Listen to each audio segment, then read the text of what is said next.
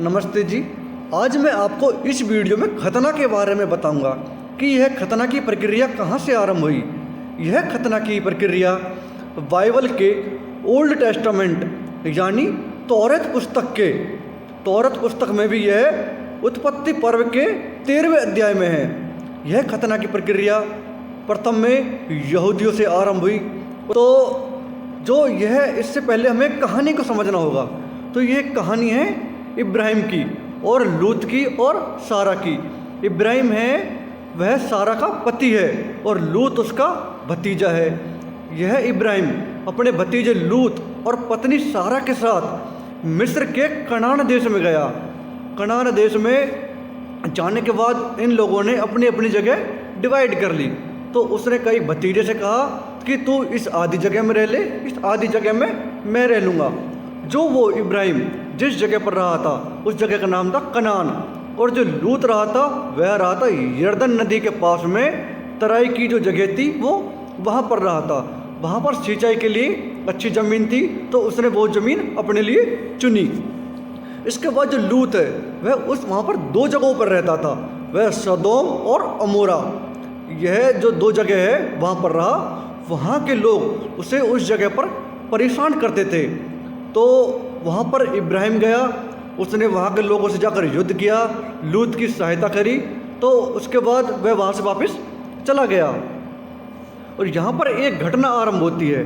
जो यहोवा है वो यहोवा है ईसाइयों का जो यहोवा है वह है यहूदियों का ईश्वर है। तो वो घटना होती है। तो उसने दोनों जगहों को देखा। यहोवा ने दोनों जगहों को देखा। तो उसने लूत से कहा जो यह जगह है यहाँ पर बहुत बेकार लोग होते हैं, यहाँ पर बहुत बुरे लोग होते हैं, तो इस जगह से निकल जा। मैं इस जगह को ख़त्म कर दूंगा। यहाँ पर जितने भी लोग हैं इनके ऊपर आग के गोले बरसाऊंगा, इसको ख़त्म कर दूंगा। उसके बाद ईश्वर के दो दूत वहाँ पहुँचते हैं और उसको सारी बात बता देते हैं। और खतना की जो घटना है वो यहाँ से शुरू होती है। यहाँ पर जो इब्राहिम की पत्नी है सारा, उसकी कोई भी संतान नहीं थी। तो उसे बहुत चिंता रहती थी, वह बहुत उदास रहती थी। तो वह सारा थी जो उम्र में भी काफ़ी लगभग 85-90 वर्ष की थी। तो उसे जब पुत्र नहीं हुआ तो उसने अपने पति इब्राहिम से कहा कि जो उसकी दासी है, दासी का नाम था हाजिरा, जो उसकी दासी है हाजिरा, आप उसके साथ संबंध बना के या उसके गर्भ से एक पुत्र की प्राप्ति करो। यह मेरी इच्छा है जिससे हमारा वंश आगे चल जाए। तो उसके बाद तो हाजिरा थी, उसके गर्भ में इसका बच्चा इब्राहिम का बच्चा पलने लगता है। उसके बाद जो दासी थी तो वह सारा से उल्टा बोलती थी, उससे ऊपर रहती थी, उसकी बात नहीं मानती थी। तो वह एक अपनी टसन में रहती थी कि भाई अब तो मेरे घर में इब्राहिम का बच्चा है, इसलिए मैं किसी से क्यों दबूँ। तो वह अपने आप में एक कहते हैं हम कि मालकिन की तरह रहती थी।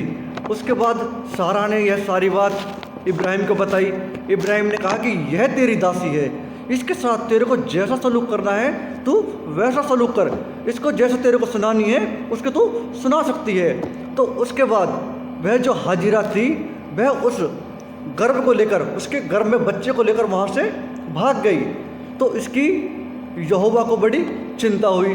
तो यहोवा ने अपने दो दूतों को भेजा।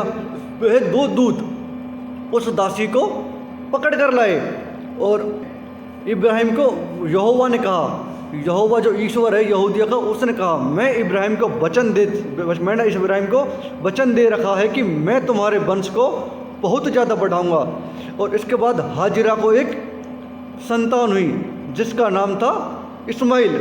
जब इस्माइल का जन्म हुआ तब यहूदा ने इब्राहिम से कहा कि मैं तुम्हारी पीढ़ियों को बहुत अधिक बढ़ाऊंगा, लेकिन तुम्हारे और मेरे बीच में एक समझौता रहेगा। सबसे पहले तो समझौता हुए तो उसने समझौता बताया, 4 समझौते थे। सबसे पहले तुम्हें आज के बाद अब्राहिम नहीं इब्राहिम कहा जाएगा, क्योंकि पहले इब्राहिम का नाम अब्राहिम था। और जो तुम्हारी पत्नी सारा है उसको पहले सारई कहते थे, सारई से तुम्हारी पत्नी का नाम सारा रखा जाएगा। और जो तुम्हारे बेटा इस्माइल है, इस्माइल को पहले अस्माइल कहते थे, जो तुम्हारा बेटा इस्माइल है उसको इस्माइल के नाम से जाना जाएगा। इन तीनों के नाम यहोवा ने बदल दिए। फिर यहोवा ने कहा कि तुम्हारी भी एक संतान होगी, उसके लिए तुम्हें खतना करवाना होगा। तो यह खतना की प्रक्रिया यहाँ से आरंभ होती है। इस प्रकार यह समझौता उन दोनों के बीच में हुआ, किसके बीच में? इब्राहिम के बीच में और यहूदा जो तौरात के अनुसार उनका ईश्वर है, उनके बीच में यह समझौता हुआ। यहोवा ने कहा, इब्राहिम तुम्हारे और मेरे बीच में जो संधि हुई है उसकी पहचान कैसे हो? तो उसने कहा कि इसके लिए तुम्हें खतना करवाना होगा, तुम्हारे बेटे इस्माइल को भी खतना करवाना होगा। और इस समय इब्राहिम की आयु लगभग 90 वर्ष थी। तुम्हारे चाचा, तुम्हारे भाई, तुम्हारे परिवार, तुम्हारे आसपास के सभी लोगों को भी खतना करवाना होगा। अगर तुम किसी को खरीदोगे तो उनको भी खतना करवाना होगा। वहाँ पर पहले मनुष्य को या स्त्रियों को खरीदने की प्रथा थी, तो उसके बाद उनका भी खतना करवाना होगा। यह खतना हमारे समझौता की पहचान बनेगी, हमारे समझौता की निशानी बनेगी। तो खतना का यह मुख्य उद्देश्य था कि उनके बीच में यह पहचान थी। लेकिन अब यह खतना मुख्यतः ईसाइयों में नहीं रहा, यह केवल मुसलमानों तक सीमित रह गया है। यह खतना मुसलमानों में, स्त्रियों में भी होता था। लेकिन हालांकि 2018 में सुप्रीम कोर्ट ने इसमें एक याचिका दायर की है कि यह स्त्रियों में मानव अधिकार का हनन है। जो स्त्रियां नहीं चाहती उनके साथ यह खतना प्रक्रिया नहीं होनी चाहिए, क्योंकि इससे क्या है, वह अपने गृहस्थ का सुख नहीं भोग सकती है। और क्योंकि उस समय स्त्रियों के जो गुप्तांग होते हैं तो उसको भी, त्वचा को भी काट लिया जाता था। तो स्त्रियों की जो त्वचा थी उसे काटने के बाद तो उसमें तौरात के अनुसार, मैं एक माफ़ी चाहूँगा, एक शब्द आता है इसमें, हराम की हड्डी। तो उस गुप्त अंग को जो त्वचा काटते थे उसको एक हराम की हड्डी शब्द के नाम से जाना जाता है। इससे यह खतना कुछ समुदायों में आज भी प्रचलित है, महिलाओं में आज भी होता है। तो आजकल जाकिर नाइक भी इस पर टिप्पणी करता है, वो भी बहुत तर्क देता है कि इस खतना के तो चिकित्सा कारण के भी बहुत फ़ायदे हैं, वैज्ञानिक कारण के भी बहुत फ़ायदे हैं। तो वो अनेकों इसको काल्पनिक कारण गिना सकता है। जिस प्रकार आज भी अनेक किसी भी बुरे काम के पीछे हम अच्छा कोई तर्क भी दे देते हैं, जैसे किसी ने किसी का कत्ल कर दिया तो वो कहेंगे कि कत्ल करने से क्या है, एक युद्ध करने की आदत पड़ जाती है। इससे कोई बुरा काम हो उसमें कोई अच्छा तर्क कोई भी दे सकता है। तो इसके बाद तो जो यह प्रक्रिया थी यह उस समय केवल एक पहचान के रूप में शुरू हुई थी। तो यह प्रक्रिया ना तो चिकित्सा को लेकर हुई थी, ना किसी वैज्ञानिक कारण को लेकर हुई थी, और यह केवल इब्राहिम और यहोवा के बीच में एक समझौता हुआ था। उसके बाद यहोवा ने जो यहूदियों का ईश्वर है, उसने कहा कि इब्राहिम, जो यह इस्माइल तुम्हारी संतान नहीं है, लेकिन यह तुम्हारी संतान है। कैसे? क्योंकि यह तुम्हारी दासी के गर्भ से पैदा हुआ है, क्योंकि यह तुम्हारे शरीर से पैदा हुआ है, इसलिए तुम्हें इसका भी खतना करना होगा, चाहे यह भले दासी के जन्म से पैदा हुआ है। और यहोवा कहता है कि मैं तुम्हें वचन देता हूँ कि तुम्हारी पत्नी सारा को भी एक पुत्र होगा। तो जो वचन देता है तो इसको सुनकर जो सारा थी वह हंसने लगती है। तो उसने कहा कि मैं तो लगभग 85 वर्ष की थी, तो मेरे कैसे पुत्र होगा? तो यहोवा वहाँ पर चुटकी लेते हुए कहता है कि इस पर एक ऋषि दयानंद ने एक प्रश्न कहा है कि यहोवा जो एक चुटकी लेता है, कि यह चुटकी लेने का काम किसी मनुष्य, किसी ईश्वर का नहीं हो सकता, यह केवल एक मनुष्य का हो सकता है।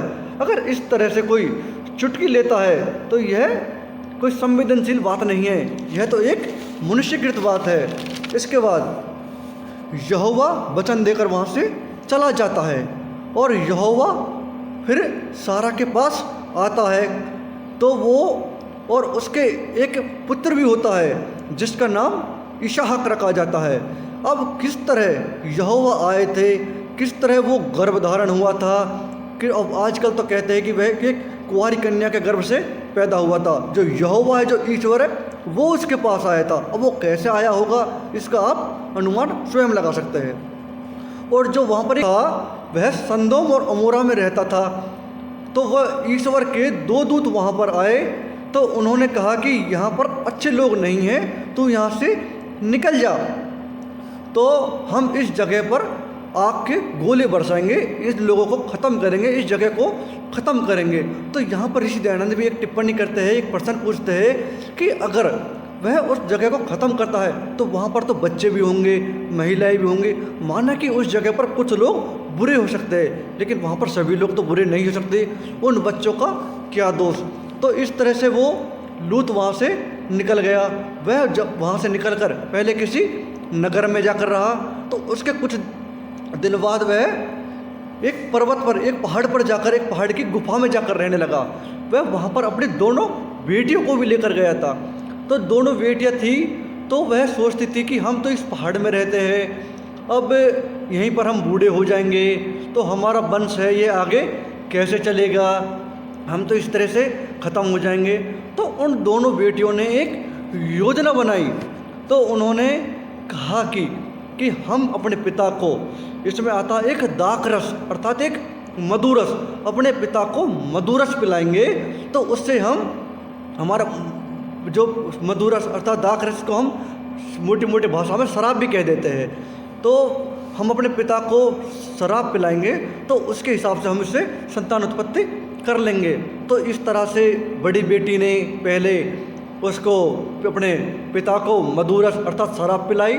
तो वह उसके साथ गई, तो उससे उसके पेट में एक पिता का अर्थात लूत का बच्चा पेट में आया, इससे वो गर्भवती हो गई। उसके अगले दिन बाद छोटी बेटी गई, उसने पिता को शराब पिलाई, तो उसके बाद उसने उससे भी गर्भ धारण किया। यहाँ पर ऋषि दयानंद भी एक प्रश्न करते हैं, वह कहते हैं कि यहाँ कि इस दाक मधु अर्थात शराब को पीकर एक व्यक्ति को यह तक पता नहीं चलता कि मैं अपनी बेटी के साथ सो रहा हूँ, अपनी बेटी को गर्भ धारण करा रहा हूँ, तो लोग इस शराब को हाथ लगाते ही क्यों हैं।